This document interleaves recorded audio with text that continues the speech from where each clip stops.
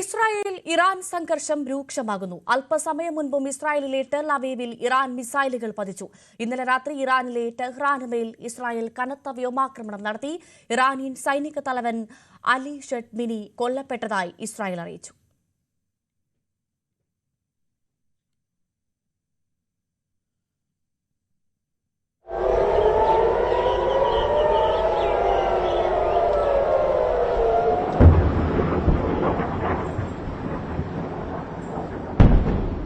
തുടർച്ചയായ അഞ്ചാം ദിവസവും ഇസ്രായേൽ ഇറാൻ സംഘർഷം അയവില്ലാതെ തുടരുന്നു.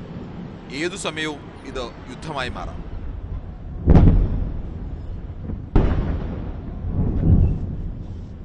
ഇസ്രായേൽ പ്രധാനമന്ത്രി ബെഞ്ചമിൻ നെതന്യാഹുവിന്റെയും അമേരിക്കൻ പ്രസിഡന്റ് ഡൊണാൾഡ് ട്രംപിന്റെയും വാക്കുകൾ നൽകുന്ന സൂചന അതാണ്. ഡൊണാൾഡ് ട്രംപ് G7 ഉച്ചകോടിയിൽ നിന്നും അടിയന്തരമായി മടങ്ങി. വെടിനിർത്തലിനേക്കാൾ പ്രധാനപ്പെട്ട വിഷയത്തിലാണ് തന്റെ മടക്കമെന്നായിരുന്നു വിശദീകരണം. പിന്നാലെ ടെഹ്റാനിൽ നിന്ന് ജനങ്ങൾ എത്രയും വേഗം ഒഴിഞ്ഞു പോകണമെന്നും സോഷ്യൽ മീഡിയയിൽ കുറിച്ചു. താൻ ഒപ്പിടാൻ പറഞ്ഞ കരാറിൽ ഇറാൻ ഒപ്പിടണമായിരുന്നു. ഇറാന് ആണവായുധം കൈവശം വെക്കാൻ കഴിയില്ലെന്നും ആവർത്തിച്ചു. ഇറാന്റെ ആത്മീയ നേതാവ് അയത്തുള്ള ഖമേനി ഇല്ലാതായാൽ സംഘർഷം ഉണ്ടാകില്ലെന്നും അത് സംഘർഷം അവസാനിപ്പിക്കുമെന്നും ആയിരുന്നു ഇസ്രായേൽ പ്രധാനമന്ത്രി ബെഞ്ചമിൻ നെതന്യാഹുവിന്റെ പ്രതികരണം. ഇറാനിലെ ജനങ്ങളുടെ സ്വാതന്ത്ര്യത്തിനായുള്ള ശ്രമമാണിതെന്നും നെതന്യാഹു പറഞ്ഞു. Who are committed to destroying us in order to destroy you, to say that they should have nuclear weapons and ballistic missiles to deliver them to you, and to say that that's not your interest. Well, we're fighting this war. We're taking the action. G7 രാജ്യങ്ങൾ സമാധാനത്തിന് ആഹ്വാനം ചെയ്തതിനപ്പുറം സംഘർഷം അവസാനിപ്പിക്കാനുള്ള പ്രായോഗിക നീക്കങ്ങളിലേക്കും കടന്നില്ല. ഇന്നലെ രാത്രി ടെഹ്റാനുമേൽ Israel കനത്ത missile വർഷം നടത്തി. ഇറാൻ സൈനിക മേധാവി അലി ഷഡ്മി കൊല്ലപ്പെട്ടതായി ഇസ്രായേൽ ഡിഫൻസ് ഫോഴ്സ് അറിയിച്ചു. ടെല്ലവീവിൽ മിസൈലുകൾ പതിച്ചതായി വാർത്താ ഏജൻസികൾ റിപ്പോർട്ട് ചെയ്യുന്നു. ടെല്ലവീവ് അടക്കം പ്രധാന പട്ടണങ്ങളിലെല്ലാം ഇന്ന് രാവിലെ മുതൽ പലതവണ അപായ സൈറണുകൾ മുഴക്കി. പലതവണ ജനങ്ങൾക്ക് ബോംബ് ഷെൽട്ടറുകളിലേക്ക് പോകാനുള്ള നിർദ്ദേശവും വന്നു.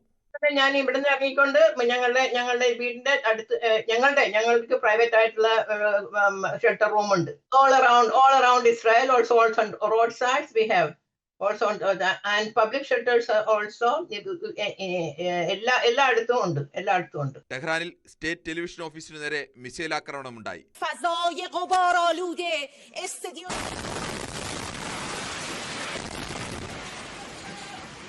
ഇസ്രയേലിന്റെ വ്യോമാക്രമണ പ്രതിരോധ സംവിധാനമായ അയൺ ഡോമിനെ കബളിപ്പിച്ച ഇസ്രയേലിന്റെ പ്രതിരോധ മിസൈലുകൾ തന്നെ ഇസ്രയേലിൽ പതിച്ചെന്നും ഇറാൻ അവകാശപ്പെട്ടു. ഒരു വഴിക്ക് കനത്ത ആക്രമണത്തിലേക്കൊന്ന സൂചന ഇസ്രയേൽ നൽകുമ്പോൾ മറുവഴിക്ക് കനത്ത തിരിച്ചടി ഉണ്ടാകുമെന്ന മുന്നറിയിപ്പ് ഇറാനും നൽകുന്നു.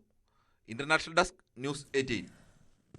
ഇസ്രായേൽ ഇറാൻ സംഘർഷം രൂക്ഷമാകുന്ന പശ്ചാത്തലത്തിൽ ഇരു രാജ്യങ്ങളിൽ നിന്നും ഇന്ത്യക്കാരെ സുരക്ഷിതമായി മാറ്റാനുള്ള നീക്കങ്ങളുമായി ഇന്ത്യ. ടെഹ്റാനിൽ നിന്നുള്ള ഇന്ത്യൻ വിദ്യാർത്ഥികളെ മുഴുവൻ സുരക്ഷിത സ്ഥാനങ്ങളിലേക്ക് മാറ്റിയതായി ഇന്ത്യൻ എംബസി അറിയിച്ചു.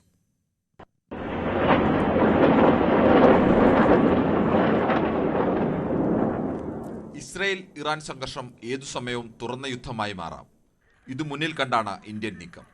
വ്യോമപാത അടച്ചതിനാൽ ഇരു രാജ്യങ്ങളിൽ നിന്നുമുള്ള ഇന്ത്യക്കാരെ കരമാർഗം അയൽ രാജ്യങ്ങളിലെത്തിക്കാനാണ് ശ്രമം.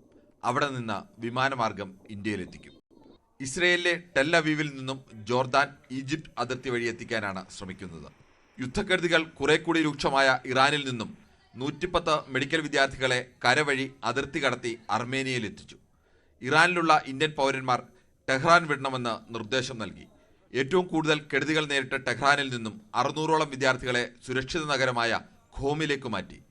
ടെഹ്റാനുമേൽ ഇസ്രായേൽ ഇന്നലെ നടത്തിയ മിസൈൽ വർഷത്തിൽ 5 ഇന്ത്യൻ മെഡിക്കൽ വിദ്യാർത്ഥികൾക്ക് ചെറുതെങ്കിലും പരുക്കേറ്റിരുന്നു. UAE വഴിയും ഇന്ത്യക്കാരെ എത്തിക്കാനുള്ള ശ്രമം തുടരുകയാണ്.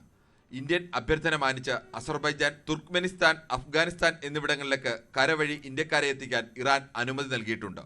ഇസ്രായേലിൽ 20,000-ഓളം ഇന്ത്യക്കാരുണ്ട്. 6,000-ഓളം വിദ്യാർത്ഥികളടക്കം 20,000-ഓളം ഇന്ത്യക്കാർ ഇറാനിലുമുണ്ട്. വിദേശകാര്യമന്ത്രി S. ജയശങ്കറിന്റെ നേതൃത്വത്തിലാണ് ഇന്ത്യക്കാരെ സുരക്ഷിത കേന്ദ്രങ്ങളിലേക്ക് മാറ്റുന്ന നടപടി. International desk, news 18.